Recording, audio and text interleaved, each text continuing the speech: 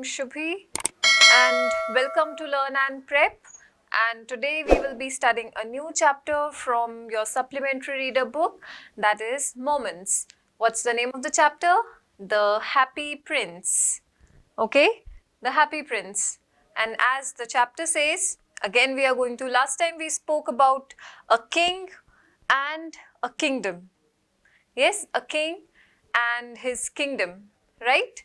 But this time we will be speaking about a prince, okay, who is happy. So last time we spoke about the people of the kingdom and fools, right, who are fools. But this time we are talking about a prince who is happy. So let's see in what way is he happy and why do we call him the happy prince. Okay, so first let us talk about the author, because that is a ritual, right?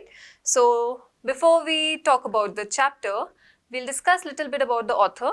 So this chapter, the story has been written by his name is Oscar Wilde. So Oscar Wilde is another great poet, I would say, and he was even a playwright, a very well-known playwright.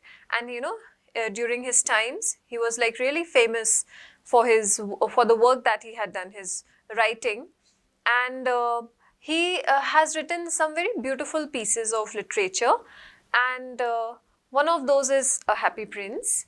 The Happy Prince, and it is nice. It's a very nice story. You will be able to you will be able to imagine what all he has written, okay?